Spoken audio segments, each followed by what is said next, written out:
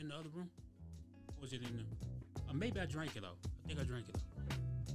You got one in there? If not, don't worry about it. Hey, what's good? What's going on, everybody? You already know who this is. And it's definitely your favorite utmost higher goddess herself. Shar, come back at you once again here at the P.E.G podcast, man. That's positive energy generation. Because we that for life. Choosing the positivity through all the negativity that's going on in this world. And, man, you know, I stay in my bag with the artists, public figures, and even influencers around the world. So, you know, man, this guy right here, he's not only doing the thing, but, man, he used to serve in the U.S. Army, did honorably 23 years. So, look, shout out to him because that ain't easy. You feel me? He's an artist. He's in the community. He's not only that, but, yo, he's a pastor. Yo, they call him Pastor B. What's up? Pastor B. So, Mr. Byron Sago, how you say it? Sago. Sago. Just S-A-Y, take the Y off and just. Boy, I messed that one up. Byron Sago. Yeah, what's up, Mr. Pastor B in the building. How you feeling? What's up, man? I appreciate you having me on, man. Always, man. Also, he's from Mississippi. You know how I am. Oh, yes, I'm sir. from Mississippi. He's from Natchez. The SIP. You know what I'm saying? I'm from Jackson. So, hey, that's already a vibe right there. Already It's a vibe. already a So, vibe. man, The SIP. We say Mississippi. Mississippi. Mississippi. You know, say it all together. A lot of people say Mississippi. I'm like, why you say it like that? We say Mississippi. Mississippi. Like, that's how it is. That's it. So, you know what I'm saying? We in the building with Pastor B, and he's going to sit down and tell us a lot of things in life. So, right now, make sure you stop. Follow. Okay? It means a lot to bring guests such as Pastor B and so many more artists on and to give you great positive content, man. So let's dive into it. Pastor B, how you doing? How you feeling? We here. Man, I'm good. I am good. I appreciate you having me on. Appreciate you for being here, man. I just got done outside in the studio, so I just roll on over here and we get this thing knocked out. I mean, you definitely do a lot. You also a pillar of your community. You out here with Blessing the Block. Appreciate you know, and also with the fellowship ministry. So I want to talk about all these things that you're doing because you're wearing many hats. Yeah. And I mean, you can't really expect it. You couldn't expect it because I mean, you served 23 years in U.S. Army. So you was up there. Right. You know what I'm saying? You a big dog. I know you was. You was a big dog. So how did this all start? You was you graduated in 1993 at Natchez High School. Natchez High School. So in 97, you decided, hey, I'm going to join the U.S. Army. Right. Like, how did that start from I'm going to join the U.S. Army in 97, and now, you know, Pastor B is an artist and a pastor. Like, how do we go from there to there? Man, look, you had to, I tell you this. So I graduated in 93, went to college for 2 years, right? Went to college right there, went to Hines Community College right there. Right, My brother went there. Right there, right there. Holmes. Yeah. I went to Hines Community College, right? So I did 2 years. So, man, I got burned out with school. I know. I got burned out with school. Got married in 96. My son was like 3 years old. Got burned out with school. So I was like, look, I ain't want to get stuck in that rut in Mississippi.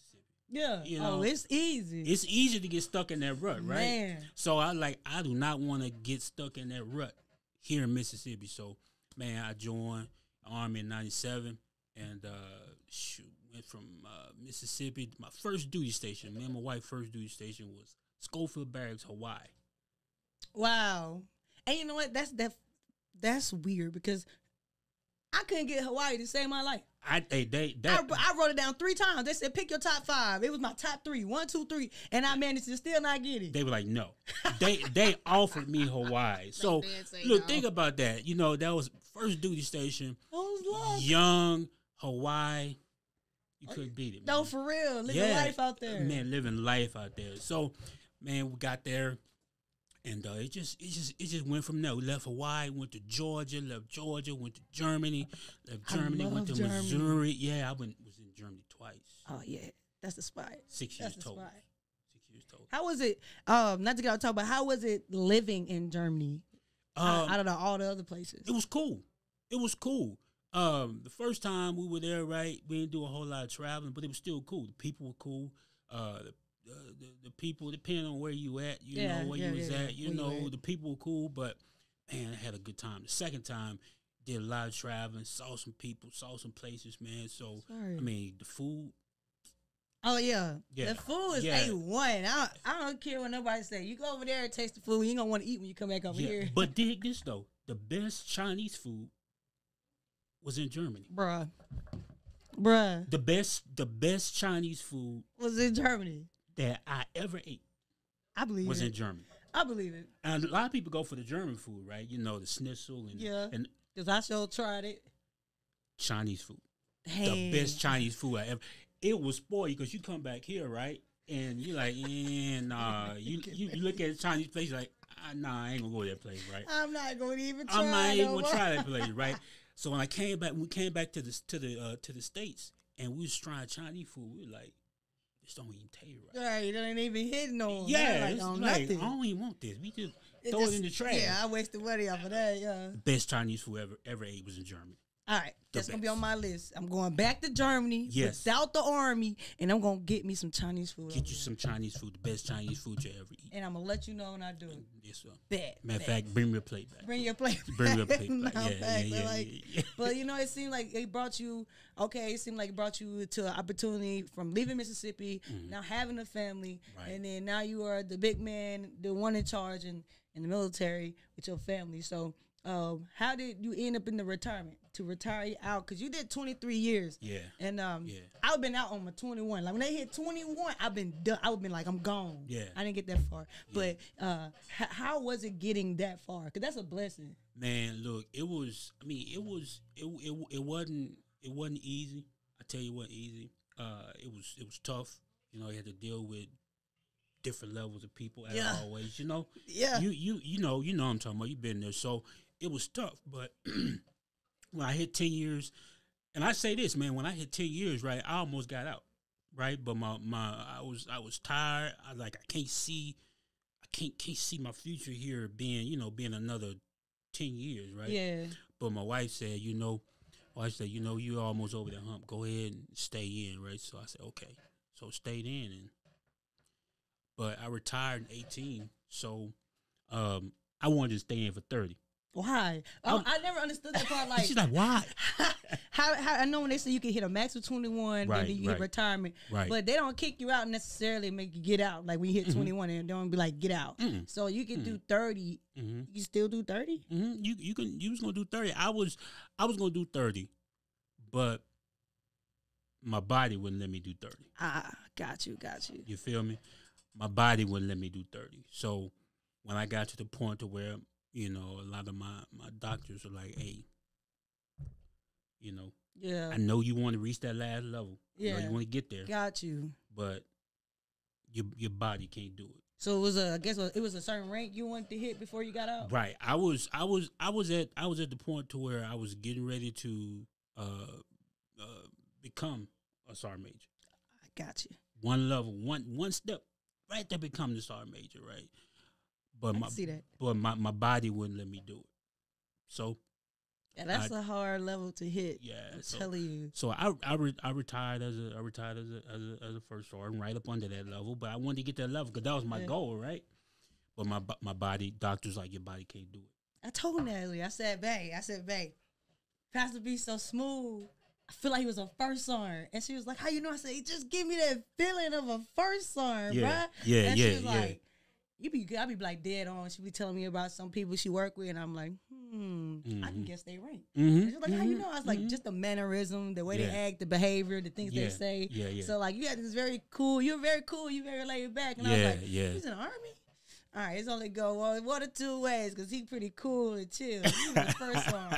He was like, you didn't want to mess with him. He's like, all right, I'm gonna do what he said because I don't want to be on his bad side. Right, cool, right. You know, what would you say as a first sergeant? What's the hardest thing for you to I guess get past? Because each level, I feel like there's different blocks. Like when you're a sergeant, the thing when you first go from E4 to E5, or you go from a specialist to a sergeant for the first time. You have to break certain barriers, such as you can't work with your friends no more. Right. And even if they keep you in that unit, you have to step into that role and be like, I am not your friend no more. You know?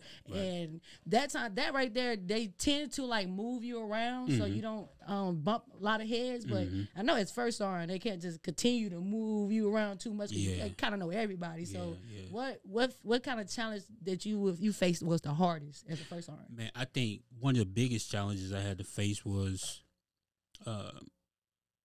being able to lead some of those ones that I knew when I was a staff sergeant or a sergeant first class, and now I've jumped over them, right? So now it's like, now I got to lead them as a first sergeant. So now it's almost like, we went to school together, we did this, and now you in charge of me? Yeah. So like be like a little hatred going on, like I don't want to listen to you. Right. But then that kind of mess you up because you have to now. Right. And if we were cool prior to me being at this level, what makes you think we're not gonna be cool again? But it's just, we know that, okay, you have this responsibility, I have this responsibility. So let's just do our job. That's all I'm asking you to do. Yeah. Just do your job. I'm going to do my job, you do your job. That's it. Just do your job, do it to the best of your ability. When you mess up, we're going to talk about why you messed up. Yeah. And if I mess up, tell me, hey, first on you, that was kind of messed up, man. Yeah. And I'm okay with that. I'm okay when people telling me, because if you see me out there doing something, right? Yeah. And you see me, you like, hey, Pastor B, let me holler at you real quick. Hey, man, that's crazy. Don't do that. I'm gonna listen to you because I should be able to listen to somebody saying, "Hey, you need to reel it in, Pastor B. No, that ain't good. Don't do that. That's not a good look." It's a good criticism. It's just telling you the real. It's real. Yeah. That's not a good look. Come on, don't do that. Don't say that. That's not a good look. And I'm cool with that. I tell people that all the time. Hey, if I mess up, tell me I mess up because I need to know that I'm messed up. You know what I'm saying? Yeah. We go around too much.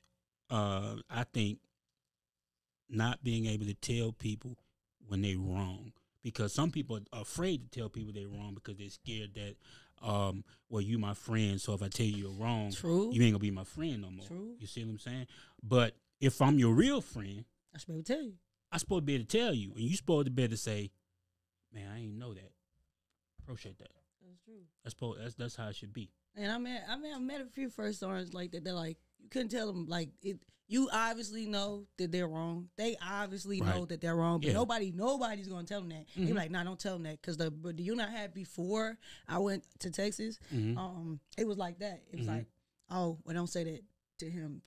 Don't approach him and tell him like, hey, you made me feel like this, or this is like, don't do that. Don't. And I'm like, why? If, like, say if he's in a position to lead me, I should be, and he trusts me, then I should be able to go tell him like, hey, I think this was pretty harsh, you know, and maybe he could tell me why he said it or why he meant it. But and it wasn't until I got to Texas till I started seeing that type of leadership. And it was because it's like walking on eggshells and that leadership. Like, I can't tell them, but now I'm supposed to follow you, you know, and it's like I'm conflicted because I know you have done wrong, and nobody can talk to you. It's the open door policy. There you go. It's that. It's being able to be open and talk and say, hey, look, you know, A, B, C, and D. And there's one thing I always used to tell all the people that I lead. Say, look, if you got something that you need to talk to me about, hey, and I'm in my office, knock on that door. Yeah. Because I want you to be able to say, hey, because I don't know what you might be dealing with, right? That's true. And you may not be able to go and talk to your first line supervisor. That's so true. But I can go talk to top. You know, I can go talk first sergeant gonna listen to me. Yeah. And I'm gonna listen to you, and depending on what you tell me, I might be like, okay, I hear what you're saying, but what's the root cause of that? Yeah. Why is all this happening? Yeah. And then I can give you ways maybe you can solve that problem. I may not be able to solve it for you, but I can say, hey, maybe you need to try this. Yeah. Or I can say, now you know you was wrong.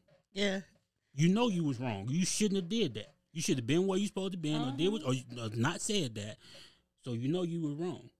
And a lot of times when I can sit there and tell you, now you know you was wrong, you shouldn't have did that, people like, well, why was I wrong? Here's why you was wrong. A, B, C, and D. They'd be like, okay, I feel. Maybe they just need the person to be like, okay, this is why this happened. Right. You know, especially when you got like younger cats coming in when they're like 19, 18 years old. They don't know. You know what I'm saying? You don't know till as you grow. As you go. So if nobody's leading you the right way, then you're gonna be lost. And I used to tell them soldiers when they come in, it's like, I know what they taught you in trade off. But here you come in with it like it's a regular job. Like people think it's like, oh my God, I'm gonna save the world. How you gonna save it more than we can save it? You know, like it would get me when you could tell when the privates come in, because I was a private and I was like, I want to do this, I want to do that. It's so much. I could do this and I could do that, and it's like we all a team. We all a team. And if you coming in the work and your mental ain't together, you should be able to talk to somebody. Because I'm telling you, a bad environment can take people mental to like, and I would say when we went overseas, if it wasn't for my first sergeant, I feel like a lot of people would have did some damage. A lot of people, because he did have an open door policy. He was the type of guy you could go talk to him about, you know. And I like to say, like, when you do have a leadership that's of a melanin color, a lot of times you, when I was in Mississippi, I didn't get that. I had a lot of different leaders, but then when I found one like me, it's like, okay, how did they get there? You know, and I can relate because I can see myself. I'm like, how did I get there? You know, how was you able to succeed? Because if they did it, you can do it too. Right. And I tell you that the job I did the same job for my whole career. Right. I was an MP for my whole career. Right. So needless to say, the MP Corps does not have a high number of African American in that MOS, right? Yeah, that's true. So for me, it wasn't that, you know, I had to tread lightly, but I had to understand, you know, what my environment was. Right. You know what I'm saying? I had to understand that to a lot of them, you know, and I hope I can say this word, to a lot of them, I was still a Negro to a lot of them. To a lot of them, like it's sad to say, but because people feel like when you go from the civilian world over to this side, it's different. It's actually still the same. It get a little bit worse. You know what I'm saying? It get a little worse. No, and I tell people, look, and I'm everybody that's listening to this right now. Look, I don't talk about hate. I don't hate nobody. I love everybody, and that's what I'm supposed to do because that energy, right? Yeah, but I have to be real, and I tell people, other people, that regardless of what people say to them, to others, let me say others, to others, we are still Negro to some people. Yeah. We're still animals to some people. To some people.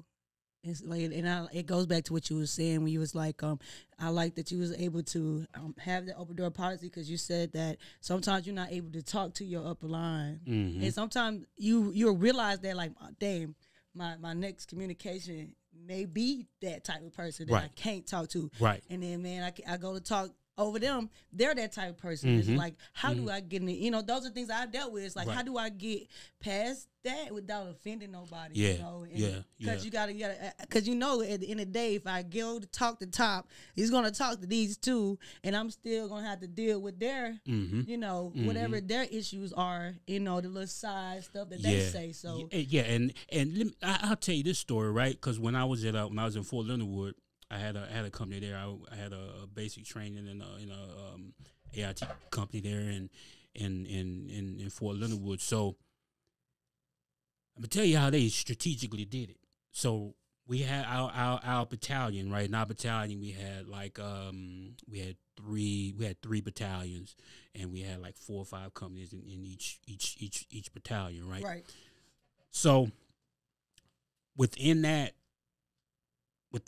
brigade, so let me say the brigade. So within that brigade, there were only 2 black first sergeants in this whole entire training brigade, right? So you know what they did, right?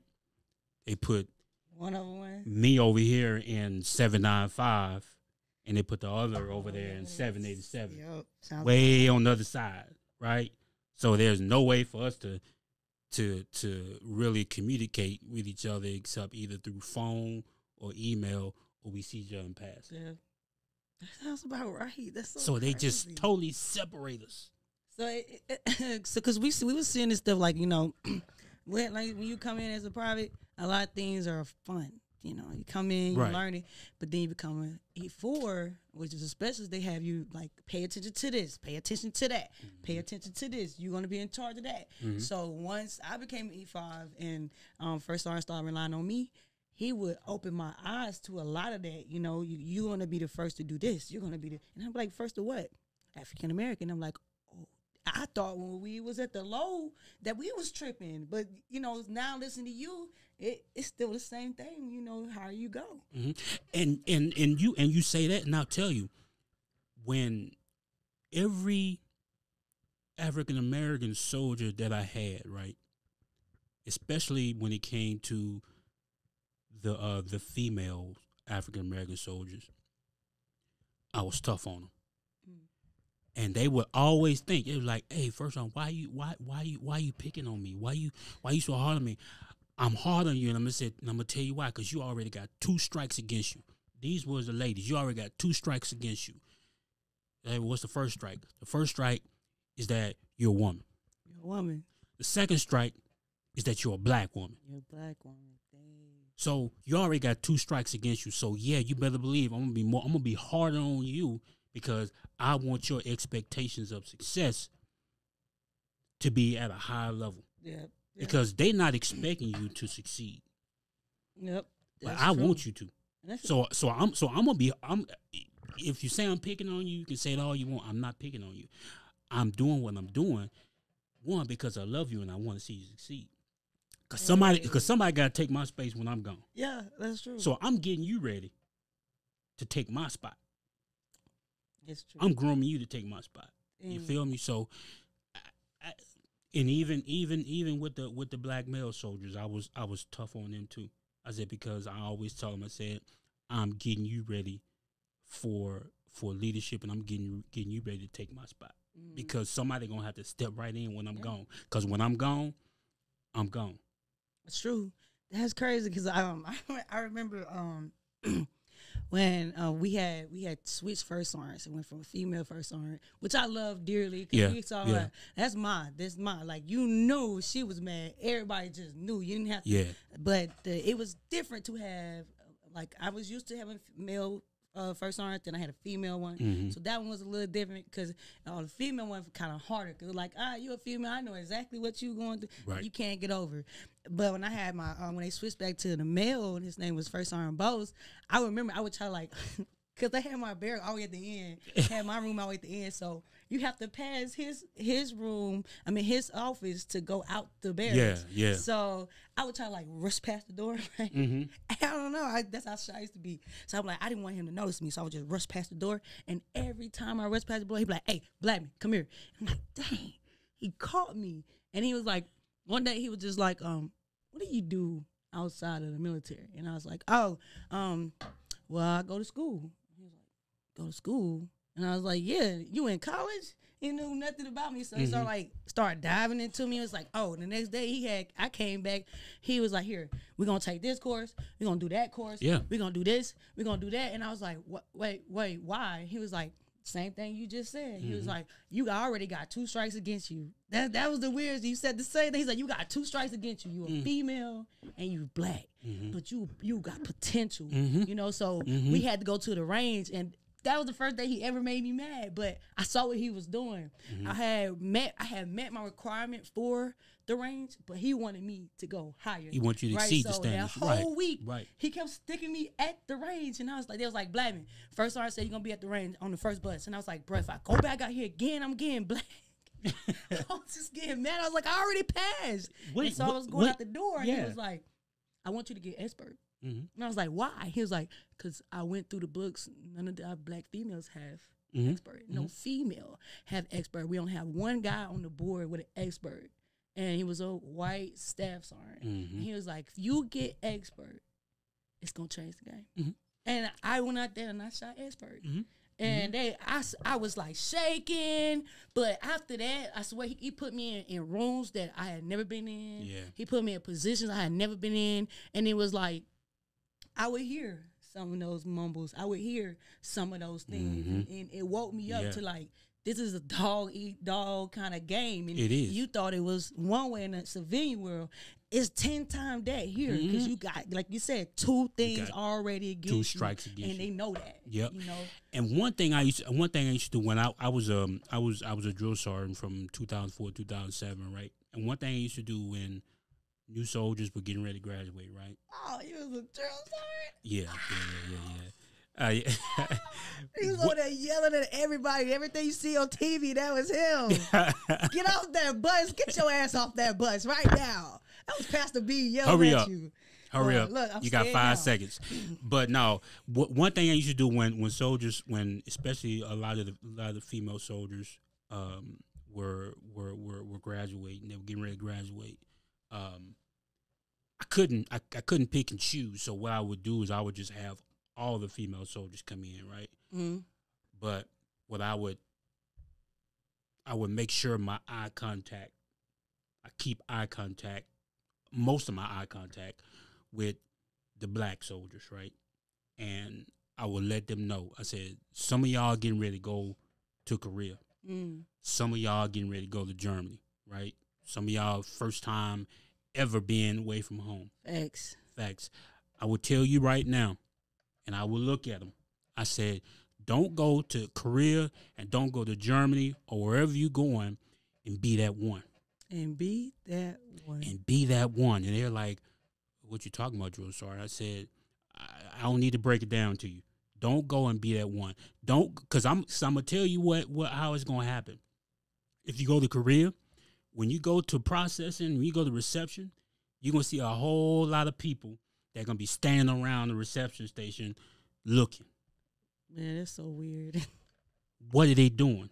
I never knew. They are looking for that one. Oh. They are eyeballing the ones that's coming out the bus, that's at reception. They're watching. And they're going to say, that's going to be the one that's going to come to the barracks. We're going to get that one. We're going to get that one. We're going to point at that one. I'm going to tell you, I said, look, Prize, I know.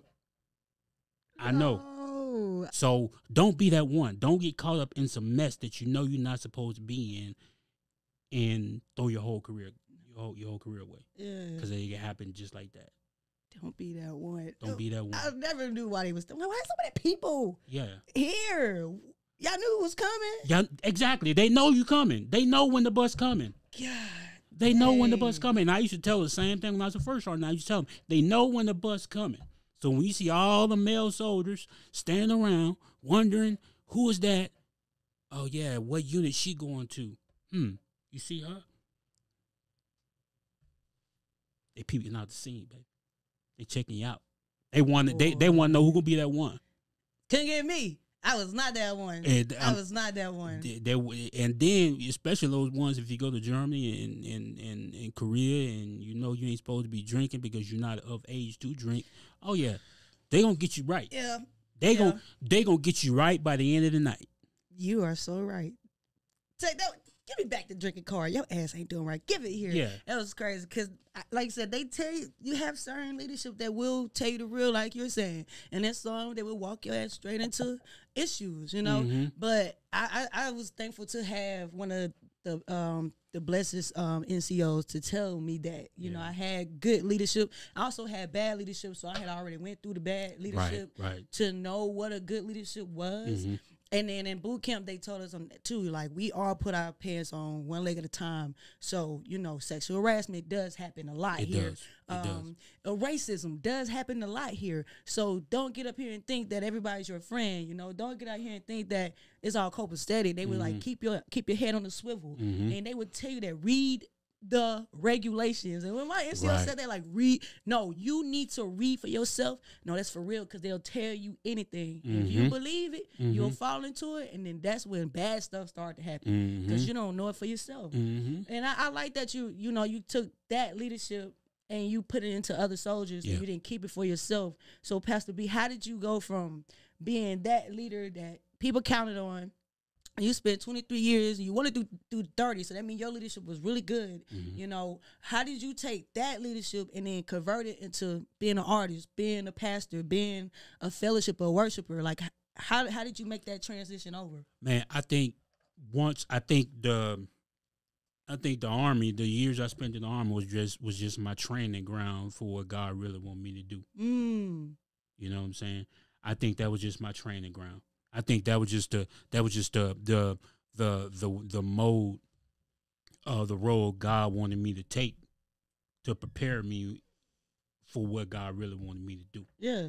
You know, leading soldiers, listening to soldiers' problems. I'm not saying I was a perfect leader. By no means. There's no perfect leader. Yeah. By no means was I a perfect leader, but I think it got me prepared to be able to do what God wanted me to do right now, and that's still take care of people. You know what I'm saying? Yeah. Still take care of people. Still look after people. Still tell people that, hey, you're wrong. Yeah. You know what I'm saying? But tell them wrong in a different way. But say, hey, you wrong. You shouldn't have did that. You know. Now, instead of holding them to an Army standard, now I hold them to a biblical standard, right? And when I say a biblical standard, y'all, I'm talking about a standard of what God's, not something somebody made up, not something that was tradition because grandma did it and this and that and that and this. No, I'm talking about, hey, what this say right here? Yeah. And it just was a training ground for me to what God really want to put me in the long haul. You know what I'm saying? Where God want me at now. I never knew it. I never knew why I was going through some of the stuff I was dealing with in the Army, why I was been put in some of them hard leadership positions, why I went through some of the stuff I had to go through, losing soldiers, and why, going through the grief process and all this type of stuff. Yeah.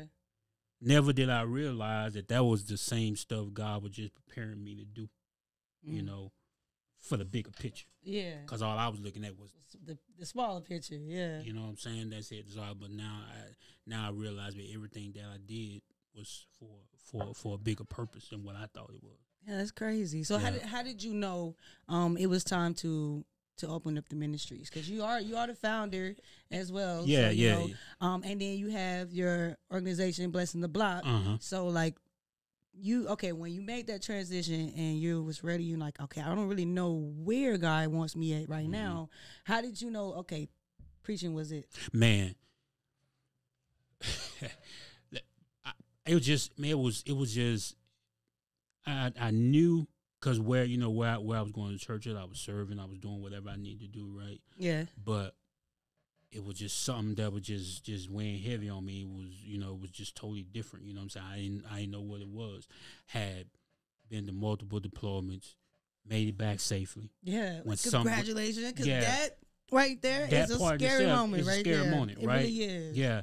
And like, you lose soldiers that don't come back. I'm like, yes.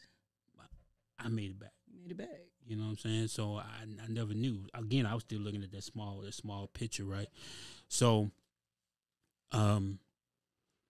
never did I ever think in 1,000 years would I be like, hey, I'm gonna start a church and I'm gonna be a pastor. I never thought that, right? Like somebody had told you that a couple years ago. No, would you laugh? No, yeah, I've been laughing. I was laughing. I mean, look, check this out. So.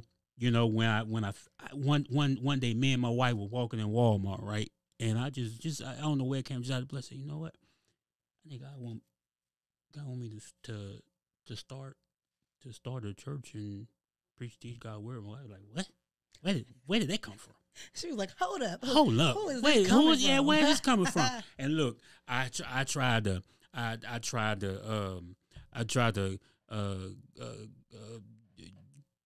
Chronic 2001 of the way. I'm talking about the original version, right? Yeah, okay. I tried to do all that stuff away. You know what I'm saying? Just to like, no, I tried to fill my mind with a whole bunch of old stuff. Yeah.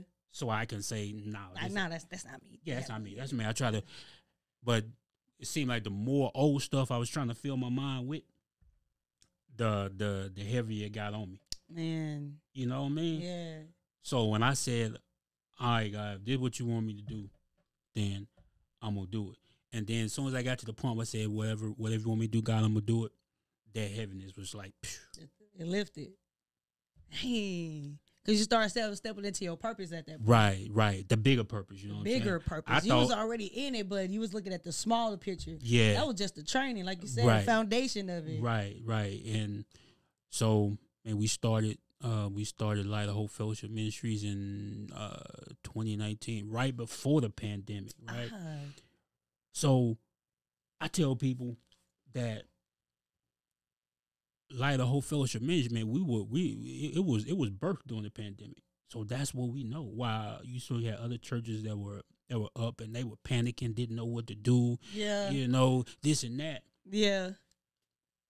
We like, hey, we cool because that's where. And I was like, God, why you want me to start a church in the whole world is shut down? Man, that's crazy.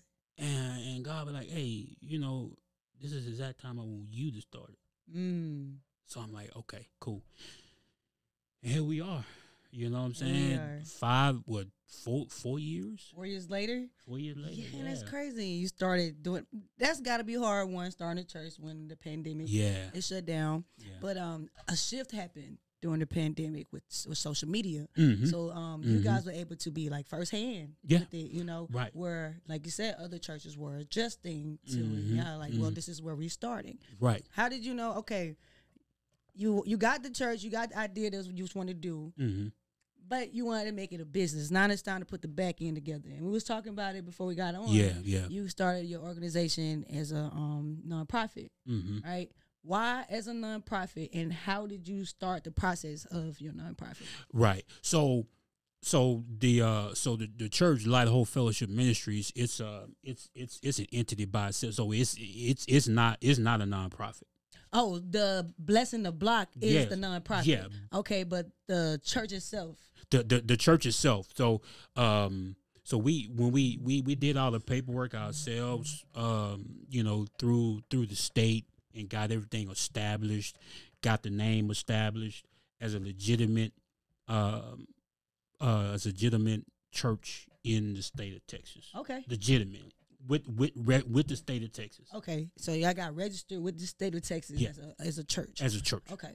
And now the nonprofit, which is Blessings on the Block Community Outreach, right?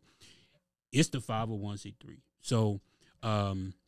We went through the process. We got a company that went through. We had that company do all the legwork for us because the legwork is kind of difficult to do. Yeah, it's a lot to do. 501c3. Yeah.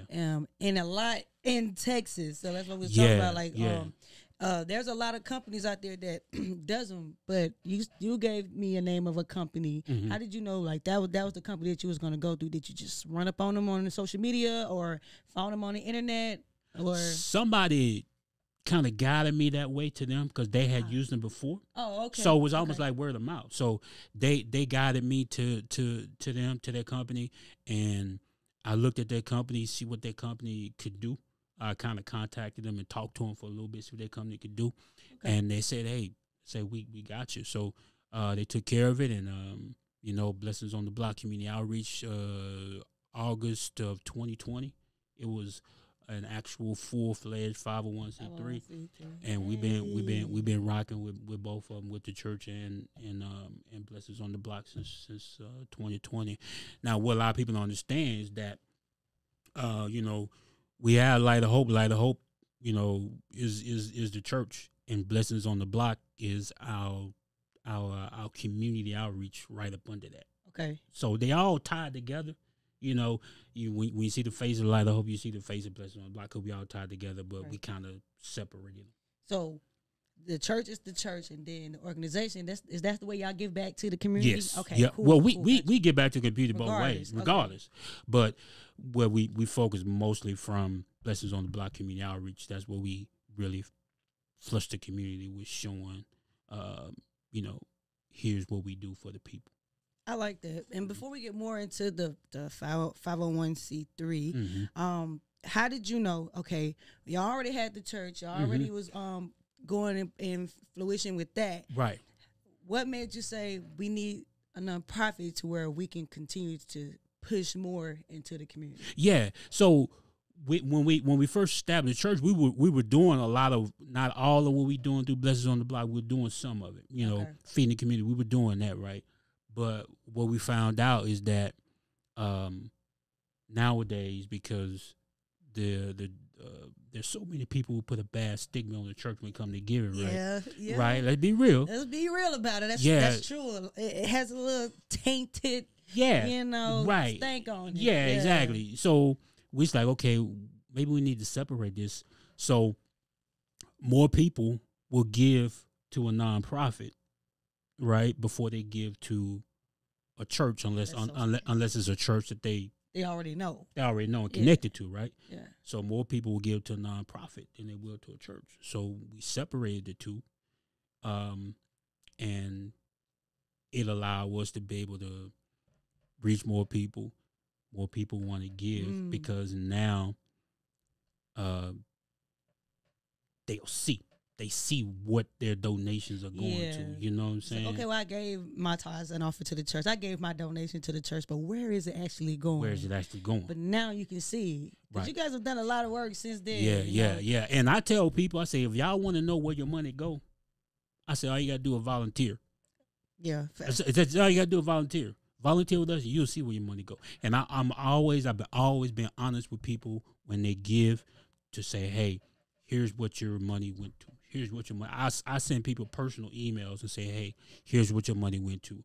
Or if you want to come and volunteer and see what your money went to, come on out, volunteer. This is what your money goes to. So, and I believe that doing that, people will build those relationships with you and trust you more when you say, hey, look, here's what your money went to. I appreciate that. Yeah. No, for real, because people want to know what are they investing in. Right, yeah. And like you said, it is a very tainted stank on the church. Very tainted. And it's because, the people that we have trusted, the one that said they're leading with the word of God, they're living the life. You can see all their life reap the benefits, but then the church is still lacking. Right.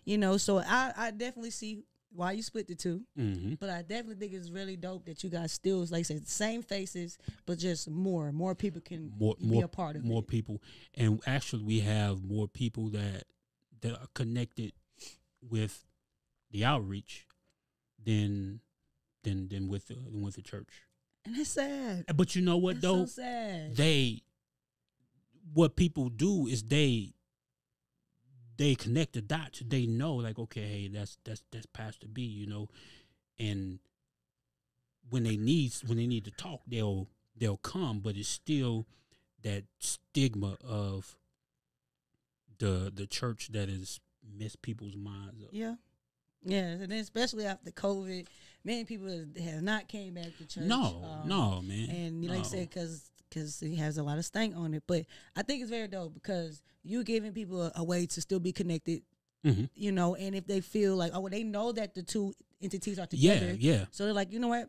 He's a pastor. I can go talk to him in my time of need. Right. But you're not forcing it like, hey, come to me, come to my church. I love it. You're not forcing nothing. No, I don't force none. It's not a requirement. I don't require people, if you want to volunteer, that you gotta come to Light of Hope. That's no requirement. If you want to volunteer for Blessings on the Block, you volunteer for Blessings on the Block, and you go ahead on by your business. I don't force it on you. If you want to come, you come. Somebody might say, well, hey, Pastor B, when's your service? Okay, our service is this time. I say, hey, if you want to come, hey, you welcome. If they come, they come. If they don't come, they don't come. I've gotten to the point to where, and I used to be like this, and sometimes my mind still wonders, like, man, am I doing the right thing? Because, we're so small. Yeah. The church is real small. Okay. And I'm like, man, am I doing what I need to be doing? But sometimes I get to the point where, like, man, I got to stop worrying about these numbers, because when I don't think the message I'm putting out there is not reaching somebody, I come to find out that it is. Through shares or through likes, or people say, hey, listen to this or watch this. and I don't even know. I've had people that reach out and say, "Hey, you know what you said really resonated with me." Yeah, yeah. Like, what did I say? Yeah, when? I don't remember. Yeah, what did I say? So I've started to get my mind kind of trying to keep it focused as much as I can on what I need to do. It's tough sometimes though. I know, because then you're looking at like how much work you put into it. But then, like you said, it's a small church, so you're like, am I doing right? Am I doing right? When you ready to quit, it's always somebody be like, yep. hey, you're doing so great. Let me go ahead and help you with this. Let me go ahead and help you with that. And you're like, dang, this is why I'm always about to close the door. Right. Every time I say, God, now you ain't gonna do it. Hey, here you go. I'm gonna send somebody your way. They gonna do this, or they gonna give you a little motivating word to keep you pushing. Because you ain't gonna quit. You ain't gonna quit. Yeah, because quitting is not an option. Yeah, it's not an option, especially when you in your purpose and this is what God wants you to do. Yeah. If it wasn't, then you could quit all day. But if it's meant for you, you can't quit. You ain't gonna quit. Come back. You're not gonna quit because either God gonna send somebody that's gonna give you the extra push, or if you do say, nah, I ain't gonna do it no more, you are not gonna rest well. It's gonna be all. It's gonna be all on your mind. It's gonna be all on your mind. That's all you're gonna think about. You ain't gonna be able to get away from it. Nope. It's gonna be all over you. Yep. You gonna be like, man, I just should have. I felt better. I should have just stayed. You know. I should have just stayed. I should have just stayed. Yeah. It's crazy because when me and my wife met you, I was like, Pastor B. She was like, oh, I forgot he's a pastor. I'm like, yeah, kind of missed the pastor and the B part. Yeah. Like, we was like, is he really a pastor? Or that's just the name? And then you got to tell us about your church. I was like, he's like the dopest pastor I ever met. You know what I'm saying? Pastor B, you're real cool. And you spit like it ain't nothing on the mic. Man, so I'm like, man, you got such a really good vibe, man. I appreciate it. I love how you are as a pastor. You don't force nothing nobody. You really couldn't tell. Most pastors that I know, you can definitely tell they're pastors. Yeah. You definitely can tell. But you can't tell, and you accept people as they are. So I love that. I do, man. You spoke on something when we was talking about the military. You talked about your mental health, where you had to face some things that was really hard. And one thing that you mentioned was grief, with a lot of soldiers. Were, I know in that. And from that point, you have a lot of people that you're in control. So you have to be the one to report to Red Cross, that this soldier is no longer with us. Now you have to deal with the family and all that. How did you, keep your mental health intact when doing all that, dealing with grief, dealing with so much trauma, and you have to move on the next day? Like, it's not saying that didn't happen. It did happen, but you have to move on because you have other soldiers to think about. So how did you deal with that in your mental state? Man, look, first thing I want to say is that I tell people now that mental health is real. It is. It's real, man. I mean, it's real. It's a real issue. It's a real issue that needs to be addressed, and people shouldn't brush it off, right? But to answer that question, and I'll be real with you, I didn't address it. Wow. I didn't. Just brushed it under the rug. I didn't. I didn't. It didn't. My issues didn't really come to a head until I was getting ready to get out, because now, right at that point, I had so much going on that will keep me from even focusing on it. Okay, yeah, you know what I'm saying? It's fast paced. So yeah, it's fast. Got your mind on something else. Right. Yeah. So that kept me from even focusing on it until I got to the point to where I got out. Then that's when, like, okay, this thing is real. That's when you had to face it. That's when I had to face it. And I always noticed why every time I was having dreams, I wasn't sleeping well. I was doing all this other stuff, and I come to find out that my lack of sleep was because of my PTSD, right? So I wasn't sleeping. So I would get off from work, especially here when I retire here. I would get off from work from like 7, 8 o'clock at night, right? And I don't go to bed till 1 or 2 o'clock, and then I'm getting up at 4. Oh, I know. And then you gotta be right there in front of everybody for PT. Like, what first song? We can't start with that first song. Yeah. Right? So I didn't. I real talk. I didn't address it at all. It wasn't even a thing for me. You know, I didn't think about it. I brushed it on the rug. I knew it was real, but I didn't address it. You didn't address it. I didn't address it at all whatsoever. I kind of brushed it on the rug and say, hey, this ain't the thing for me. And I'm glad that you're being real about it, because a lot of soldiers do that. Yeah. You know, I can say I've done that too, a lot, to where when I got out, a lot of things that didn't bother me, bothered me. Mm-hmm. And, you know, a lot of thoughts that I might have brushed to the side, or had a friend, you know, a couple of my friends that passed away in service. It was hard to, like, at the time to think about it, but it happened and I kept going, you know. Mm-hmm, and now, like you said, I'm about to get out. It's like, damn, now I'm sitting in so much darkness and everything is coming back, because I got all the time to think about it. I don't have this next task to do and this next task to do and this next task to do. It's like I have time to sit and reflect, and like you said, I don't really know what to do with it. Right. But that do take a toll on you, you know, on the outside world. Coming back to being a civilian, it does take a toll on you, because now you have more freedom, but you are now dealing with your mental. Yeah. So for soldiers that could be in the process of getting out, maybe they are out, or some that's been out for a minute and still their mental is a problem for them. What are the advice that you would give them to help them, you know, get that help, seek that help, instead of just pushing it away? Yeah, no, just like you said, go and seek that help, man. Take care of yourself. And that's one thing you always tell soldiers, right? And I used to tell soldiers, hey, take care of yourself. When soldiers would be, you know, you had them soldiers that might have a profile or something, right? Then I see them doing something, and I'm like, hey, what you doing? You know you're supposed to be doing that. Take care of yourself. But then I was that one where I would have an issue, and I wouldn't go get it addressed.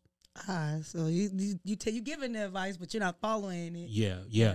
Because I would say, man, when I was getting out, right, my they got my medical records, right, and they looked at my medical records. They was like, you've been in 24 years. It's like your medical records should be like 2 volumes, right? Yeah, it should be stacked high. Yeah, it should be stacked high.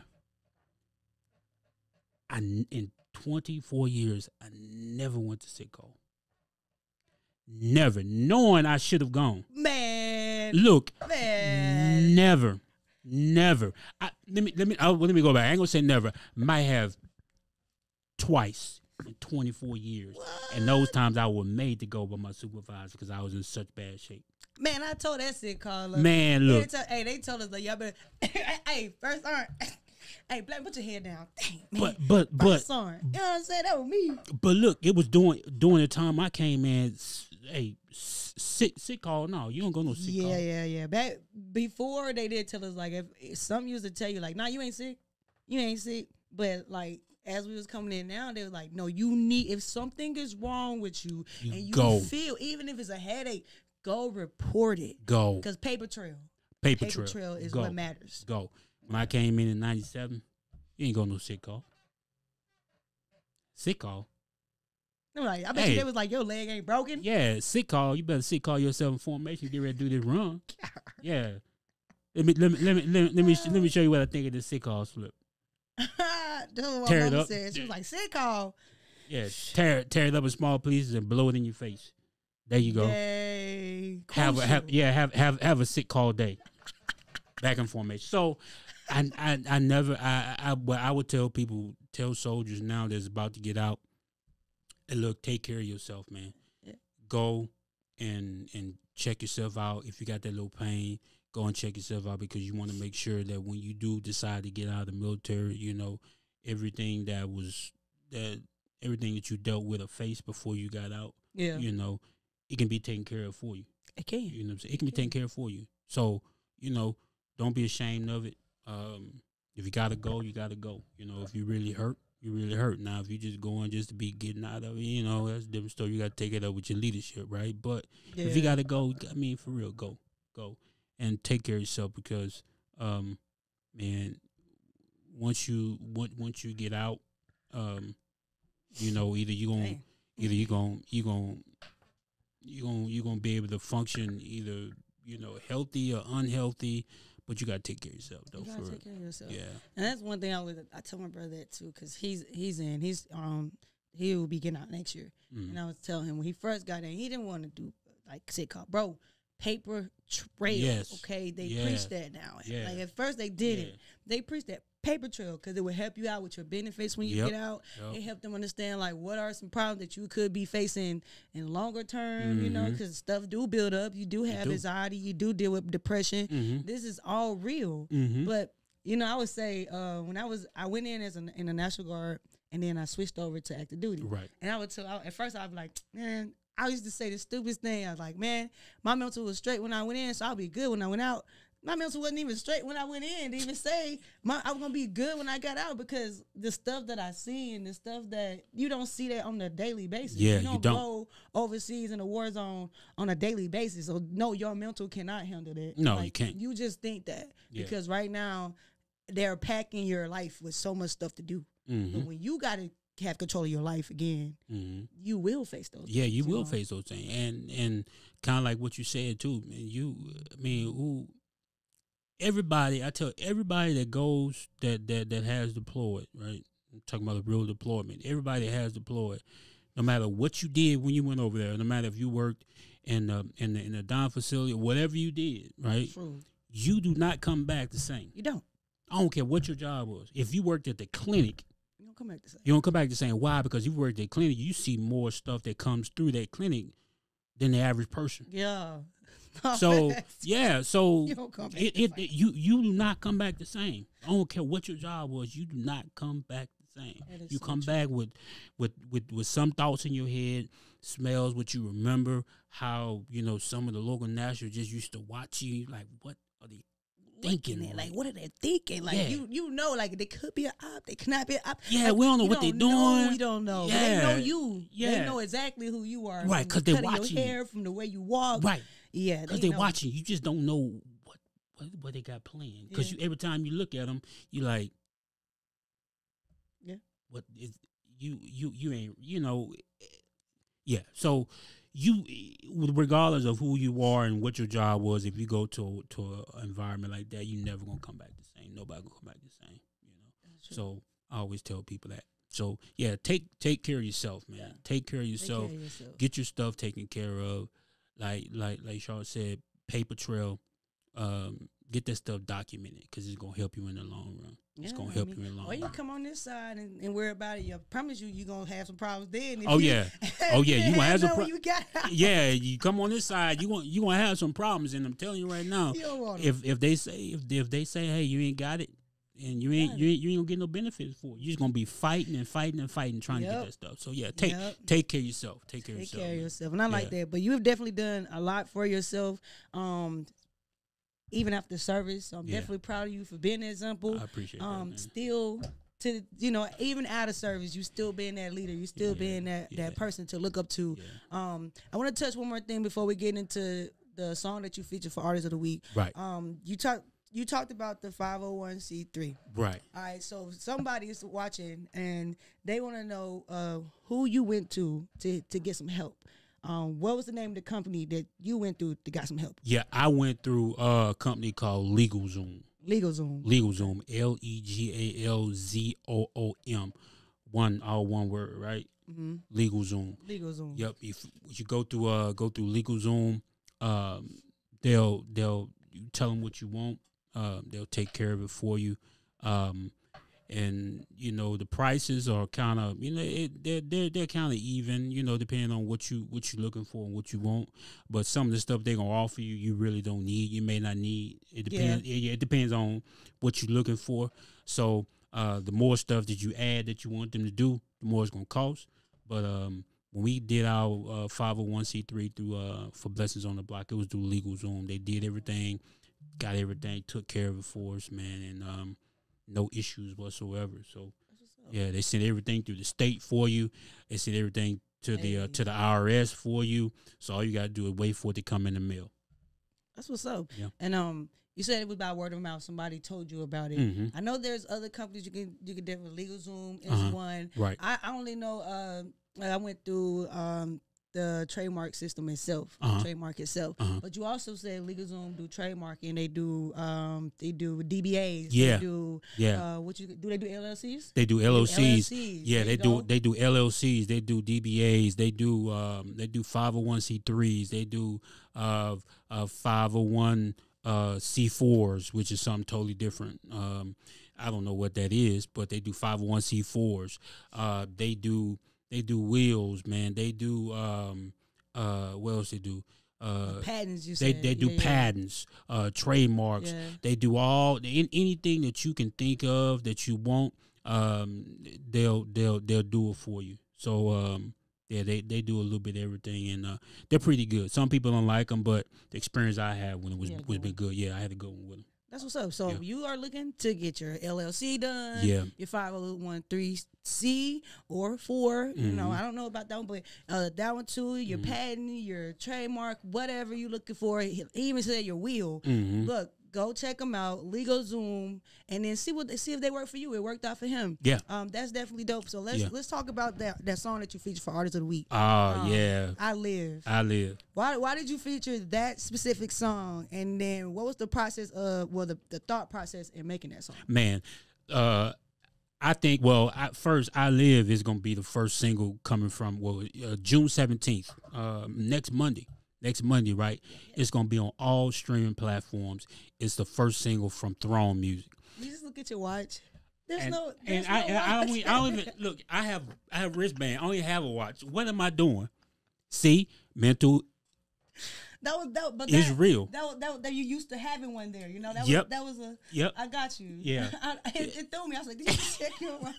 Mental problems are real, y'all. I don't even have a watch on. I'm just looking at my watch. You hear me? Man. But. She got me, man. I did. She got me. But no, I Live, first single coming from Throne Music. I Live is gonna be on all streaming platforms on June 17th. So, man, I Live. I think it was just a dope song to release. I heard the instrumental, and when I heard the instrumental, right, I was like, wait a minute. It brought back some vibes for me, right? Yeah. You know, I got 5 on it. Hey, yeah. I so definitely can hear it. Yeah. You can hear it, but it's under now. We ain't got no copyright infringement, y'all. All right. It ain't none of that. Yeah, it ain't none of that.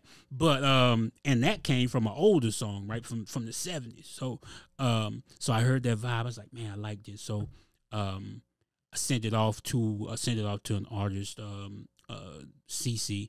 I sent it to her, and I said, hey, I want you to do the chorus on it. And she said, well, what's the idea? I'm like, I don't have no idea. So whatever chorus you write, whatever you vibe with, whatever you vibe, whatever chorus you write, I'm gonna write from that. Yeah. So she wrote the chorus, recorded the chorus, sent it back. I said, okay. So I wrote my verse to her, I recorded it, and then I got Jen Born Again, which I've been working with Jen Born Again for a while. She's right here in the Central Texas area, right? She's in Killeen, as a matter of fact. Shout out. Yeah, shout out Jen Born Again, JB33, Muzic, her husband, right? So it was a husband wife combo that did the other 2 verses on there, right? And they're both right here in Killeen. I've been working with Jen Born Again for a while, and her and her husband. Once I did my rough portion of it, sent it over to them. They heard it. They said, "Oh, we got it." They recorded their parts, package it up, send it to my engineer, and we got I Live, man. Hey, yeah, so it was a powerful song. Yeah, I liked it. Make you reflect a little bit. Yeah. I mean, all your songs do. Not gonna lie. Yeah. What makes you want to do? Okay, this album. This one is a little different than the push-up album. Yeah.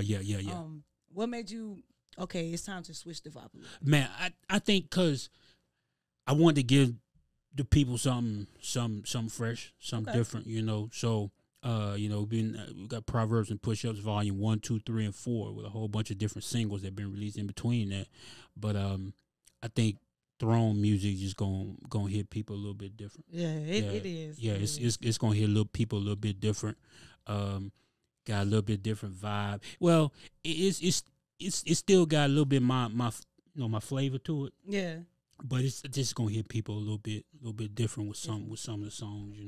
I think it's gonna make people think a little bit more.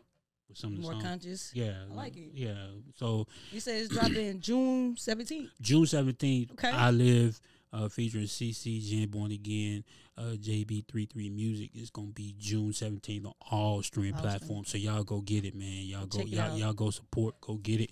And look, everything, all streams and downloads. Listen to me. All streams and downloads go back to Blessings on the Block community outreach to serve the people. I want none of it, right? It just goes right back to it goes. Here she go. It goes back to serve the people. So just know that when you stream it, when you download it, it's gonna go back to the community. So yeah, you a big hearted guy, man. Yeah. Short. But you see, you heard that, right? You heard that. See, there she go again. Okay. I'm sorry. I just got messed with Pastor B. Yeah. It's my guy, man. Yeah. And look, one thing I want to say before you play the song, right? So, and maybe this is a question you can answer. So I know you're interviewing me, but I'm gonna ask you a question. Right? Okay. So here's what people tell me, right? So people know that I'm an actual pastor, but I do Christian hip hop. Right? Yeah. So some people have an issue with a pastor doing Christian hip hop. A pastor can sing. That's true. But they can't do Christian hip hop. Why? That's why I want to know why. Why do you think that is? You think it's the stigma of rap and hip hop? I mean that, but then you can also go back to that little stank that you said, the church have. Right. There's pastors that rides at Bentleys and they don't even sing. Right. You got some that will sing a note only behind the pulpit and then get in their Bentley. Mm-hmm. You know what I'm saying? So I think it's really cool, honestly, from my point of view. Right. I've never met a rapping pastor. One. So I thought it was pretty cool. Mm-hmm. Me. And then two, the way the world is these days, the kids get to look at a different, they get to hear it different instead of you just preaching it to them. Right.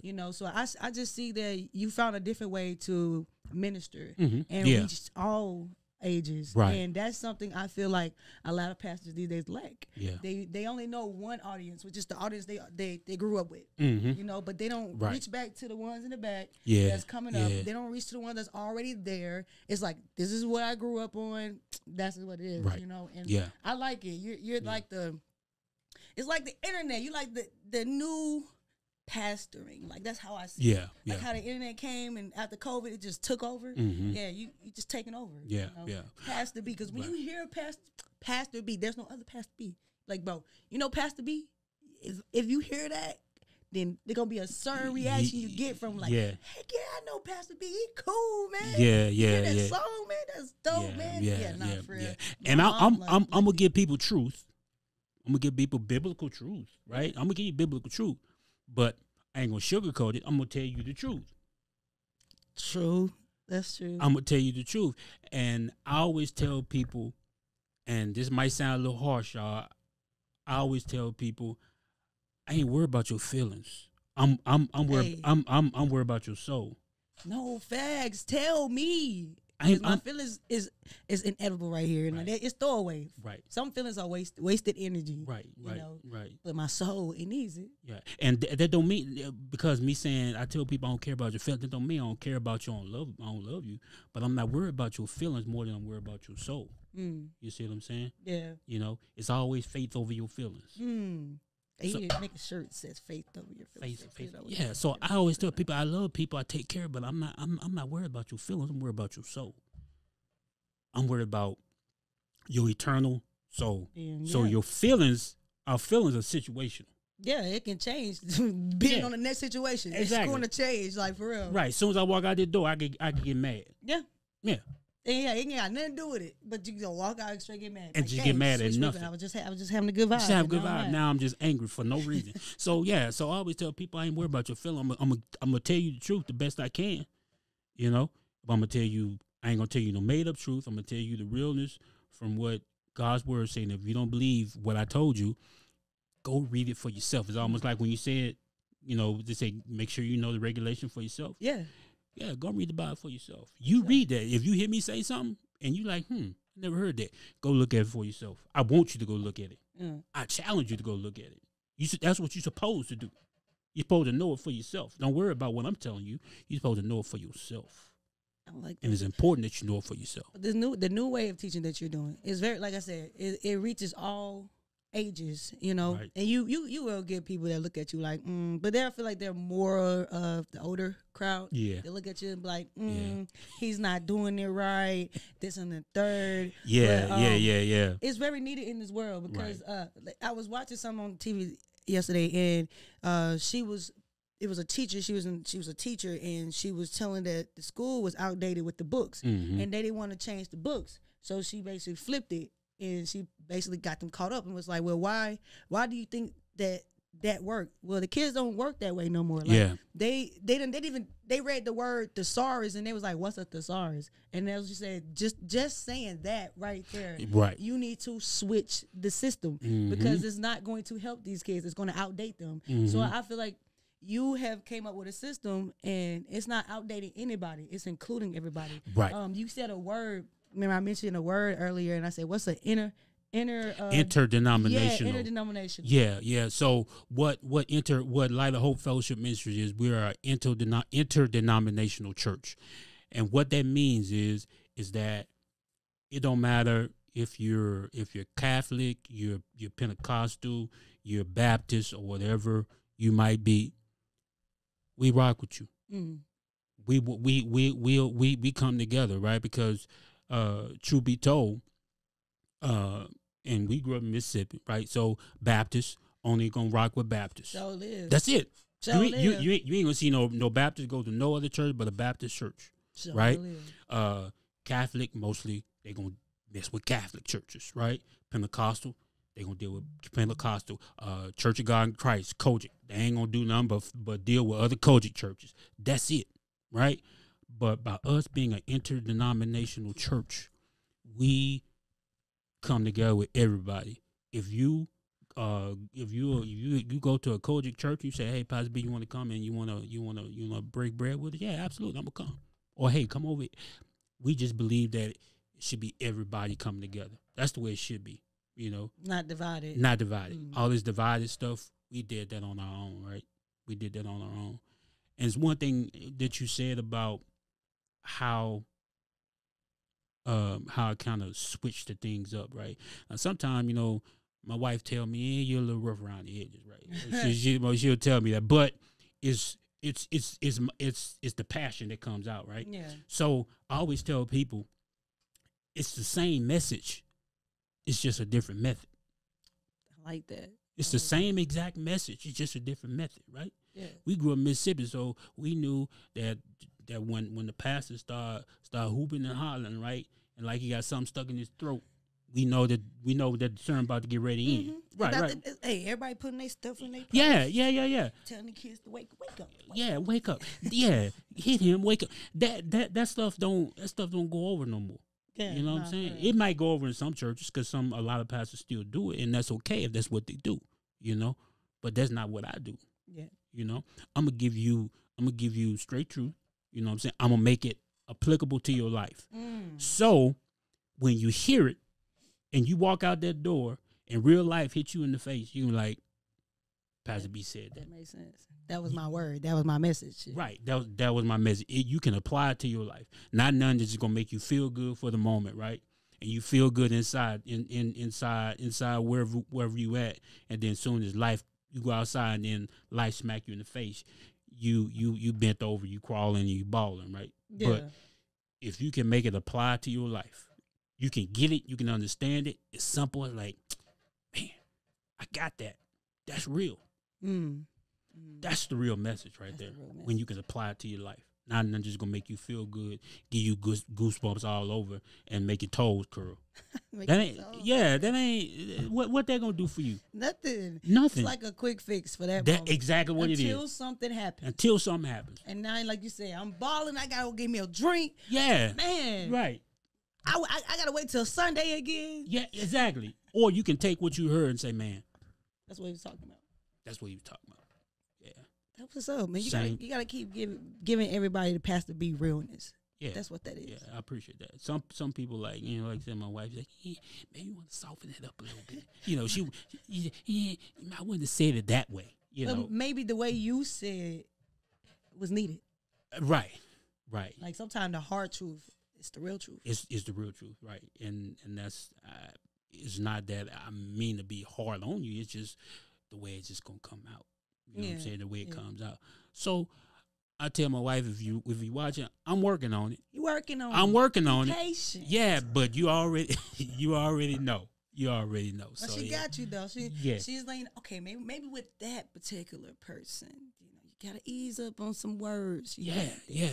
Because some people are super sensitive. Right. You And know, it's not belittling nobody. Yeah. It's not bullying. I don't bully. I don't belittle. I don't talk people like they're lesser than. It's just, I guess, sometimes the way that it comes across, because it comes across with passion, real passion, and people are like, ooh, that's a little rough, you know. But it's not. I'm just very passionate. What I'm saying. Yeah, I'm passionate. What I'm saying, right? Word up. Yeah. Hey, but I definitely enjoyed this Pastor B. So like, out of all the hats that you wear in life, you military, you coming straight out of high school, going to being a dad, being military, wearing different hats, having to struggle and juggle different things, and now coming into the artistry as an artist, being a pastor and a minister and a pillar of the community.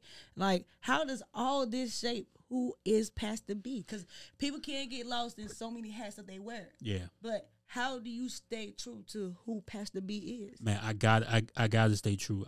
When I tried to mask who I really was, right? I tried to be unauthentic, right? I tell people, I always remember, especially artists, be who you are. You know what I'm saying?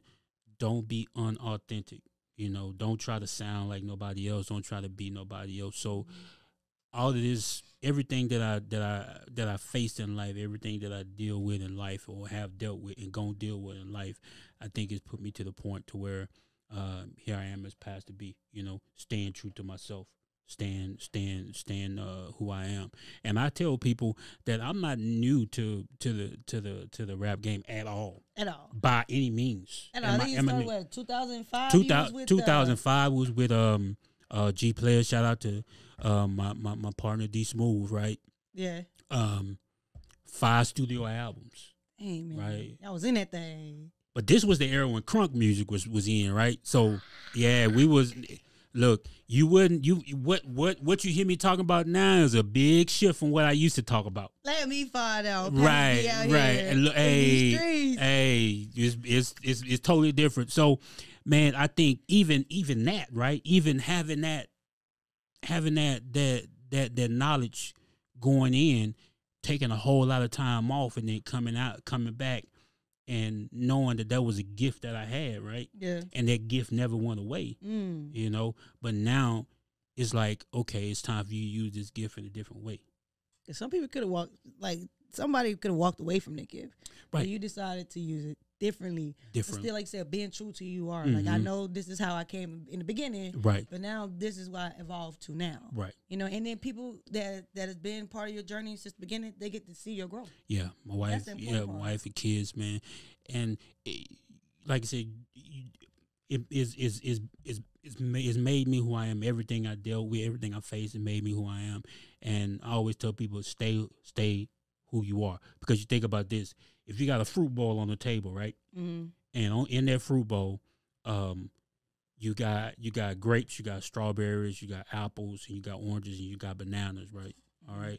If I'm the apple in that fruit bowl, no matter how you dig around in that fruit bowl, no matter how you shake that fruit bowl up, that apple is still gonna be an apple. Still gonna be an apple. Still gonna be an apple. So I had to realize that regardless of how I've been shook up, what I went through, what I faced with, if I'm an apple, I'm gonna be an apple, and I gotta stay an apple. Yeah. I can't be for real. I can't be nothing else but an apple. Can't be a pear if I'm an apple. Right. You can't plant an apple seed and get a pear. Unless you're the government. Okay. I don't know where that came from, y'all, but FDA approved. She sounds It is. My brother had a pear apple. That was the name of it. And it was a pear. It tasted like apple. See? Okay. Hey, my wife can co-sign this. No, don't. Pear apple. Look it up. Nat, don't you co-sign on that? Babe. No. Now she gonna be quiet. Co-sign me, please. Oh, you gonna leave me hanging on camera? That's fine. That's fine. Do not co-sign that foolishness. Go look Nat. it up. If y'all don't believe me, pear apple. It's a pear, but it tastes like an apple. Okay. Who did that? It wasn't me. And like you just said, you shook up a bowl, and it's still an apple. So how can a pear be an apple and an apple be a pear? I don't know. Well, I don't know what you talking about, y'all, but I had never heard of a pear apple. But now, yeah, I'm gonna look it up. But now, real talk, just continue to stay who you are, man. And I want to encourage you and your wife to continue to stay who y'all are, man. And I always tell y'all, I love y'all regardless. You know what I'm saying?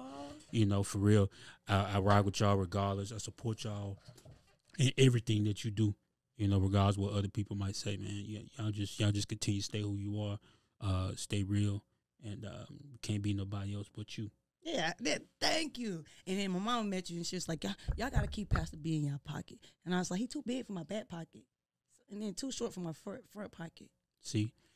Nat, now, I know you ain't going to let that one ride. Hello? Natalie in there avoiding everybody. She avoiding every question. That's okay. Don't worry about it. She gonna get the business. She gonna get the business as soon as we get off air. Just wait. But you're definitely a cool person. So thank you for putting it out to the world that you can be yourself and you can still love God by being yourself. Yeah. You can find your passion and purpose by being yourself. Yeah. We really need that in the world. You know, right. Mental health is important. Yeah. And you don't have to be a soldier to go through things. That's just the path that we chose. But you don't have to be a soldier to go through mental health. Right. You could be a nurse. You could be a doctor. You could be a lawyer. We all go through. You could be a mommy of 5. You know what I'm saying? You could be a grandmother that's taking care of all the households.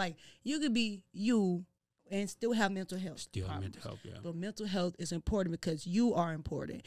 Pastor B, before we wrap it up, let everybody know some future projects you got coming up. You told us about the June 17th. Right. That's dropping. What are some other future projects you got coming up and the social media people can follow you on? Yeah. Again, hey, we got Throne Music coming up that's going to be released in the summer. And we got one more track that none only than this one right here. Hey, it's called Nowhere the Same, right? It's called Nowhere the Same. Y'all want to check it out? Y'all want to check it out. You're featuring 13.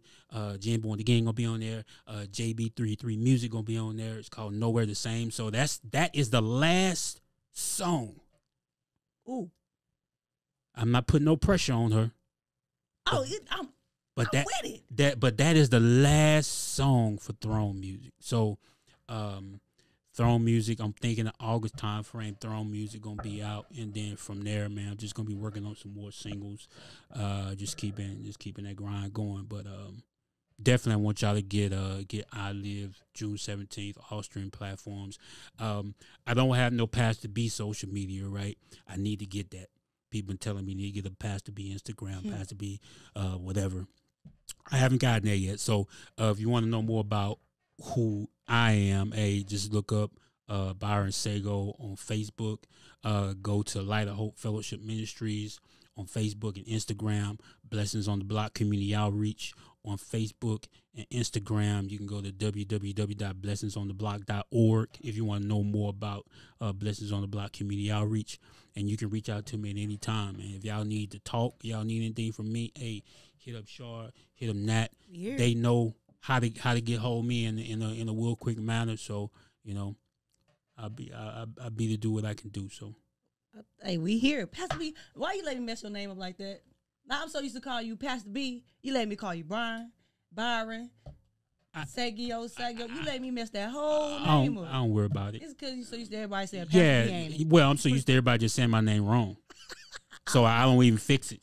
I had some. I had people. I had people call me Sago. I had people call me Sabo. And I like, you know what? I don't even just whatever, man. Just and I practiced that, and I still messed it up. And he didn't say nothing. Y'all, nothing. When y'all go back to the beginning, you gonna see he didn't say nothing. He just kept going. And you know, I was just like, I'm you so let me beat that name up. I'm so used to bad. hearing my name said wrong that it just slide through my ears. Like, okay, whatever. I even hear it. So yeah. So it is Sago. Just say SAY. Take the Y out and just put the GO in there. So yeah, that's what it is. But so yeah, definitely check it out, man. Check it out. And if anybody ever looking for a place, hey, you're more than welcome. No pressure. If you want to, you can come. If not, hey, I still love you anyway. But you'll see me in the streets though.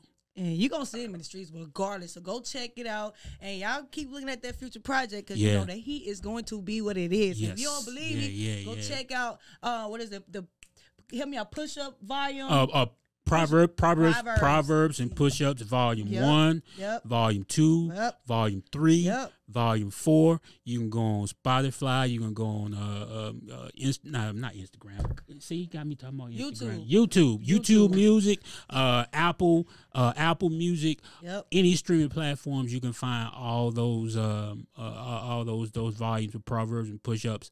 But y'all want to hold on to your socks for throne music because it's gonna be it's gonna be something different. Yeah, especially this last track. Yeah, and it's no pressure. No pressure. You feel me? Because I bring heat. And if you don't believe me, go check out our song we did together. Best Life. Yeah. That was on Proverbs and Pushups Volume 4. Best Life. You need to go check it out. Matter of fact, we did that song. Last summer was the last summer we performed. Last summer we performed that song at a concert. Yeah, we did. And that was fire because my mom was able to see me perform live for the first time. So that was dope. I want to say the first time because in church it's live, but outside of church and in the concert itself, she was able to see me perform. And she was like, I didn't even know. I was like, you better get with it, girl. You know what I'm saying? So speaking of that, before we go, I got asked to do the concert again. So we may have to be doing Nowhere the Same at that concert too. Okay. Let me know. You already know I'm in it, and y'all gonna know too. So definitely keep following us. You gotta follow us to see what's going on. Keep following us. Follow my man on all major platforms. Go show him some love. Go check out I Live. It's playing on all major platforms. It's dropping June 17th. So don't miss it. You get a little exclusive here, okay? So you catch it. You're going to catch it. June 17th, 12 a.m. 12 a.m. And thank you, Pastor B, for coming on and showing you so much love, man. It's been time for this, Yeah. So I had to get you on so the people can see who Pastor B is before he blow all the way up on me, you know what I'm saying? I'm going to have to be like, hey, talking to his assistant manager. It's like, I was like, here. Hey. You was here. Hey, Pastor B. Typewriter, Morse code. Tell his fool who I am. Write him a letter. I appreciate you having me on, man. This has been a long time coming, man. It's an honor. Like you said, it's an honor to know you and that, man. It's just an honor, and I appreciate y'all. I appreciate y'all. Throne music is coming soon. Yeah. So make sure you guys go put it on your playlist. You know what I'm saying? Yeah. Go add it real quick. It may not be up right now. Just still add it. Go add all this stuff. Just go add all of it. Just add it. All right. While you at it, if nobody told you today or tomorrow or yesterday that they love you, know that me, Shard from the P.E.G podcast, love you. Yes, sir. Pastor B, he loves you. Y'all saw how I just butchered his name and he still gave love, man. So you cannot tell me he ain't got the heart of a goddess. Okay? Look, man. Pastor B love you. We love you. Go live to inspire. Push your dreams. Press them forward. Right. Go full throttle around it. I always like to leave with a laughter. I'm not a comedian, but I just be saying stuff on Facebook or whatever. So I promise it's not going to be nothing too crazy. Nothing too crazy. Do you? All right. But everybody clean their house different ways. Right. So there was a debate that, some people use Clorox in their water, some people don't. So, Pastor B, you gotta help us with this dilemma on Facebook. Okay. What is the best way to wash your dishes? With Clorox or bleach or without? You can do both. You can do both? You can do both. Not everybody over there about the it doesn't help. How we know? Okay, I'm gonna give it to you. You can do both. You can do both, right? So depending on if you want to sanitize your dishes. If you want to sanitize your dishes, all you got to do, you still got to put dish soap in there, right? Don't just wash your dishes in Clorox, all right? Because you ain't going to clean nothing, right? So if you want to sanitize your dishes, get you a little, just one little cap of Clorox. Put that little one cap of Clorox in there, some dishwashing liquid. You're going to sanitize, you're going to clean your dishes. There you go. There you go. You can do it both ways. You do it both ways. So yes, you can use Clorox in your dishes. You can. Is it we're from Mississippi, so is it Clorox or is it Clorox? I say Clorox. But take the R off. Take the R off. Clorox. I only started hearing the R when I got outside of Mississippi. They was like Clorox, and I'm like, no, just Clorox. Just put it together. So I said what you say. Yeah, I know. Nat, she's kind of bougie, you know. So you know, I'm sure she says Clorox. You know, Clorox. No, it's Clorox. And I said Clorox. Didn't even notice I said Clorox, but it's Clorox. So yes, put a little Clorox in your dishes. You can wash them. You can sanitize them. You're good. You good. Now we just ended that whole dilemma. No right or wrong answer. And Bae, I'm sorry that you bougie, but we love you. We love you, okay? Just so we love y'all, all right? Actually, it's bougie. Bougie. You know, we still say it different. Yeah. Because we're from Mississippi. Yeah, bougie. That's how we say it. So if you don't like it, then it's an opportunity for you to go ahead and bye. That's all I got to say. All right? We'll see you later here on the P.E.G podcast. Let's get it. Yeah. All right. Let's go. Salute. Let's go. Salute. Yo. All right, babe. Big bougie. Oh, now you want to say something? Yeah, now she want to say something, right? This whole time we talking to her like she ain't even in the room.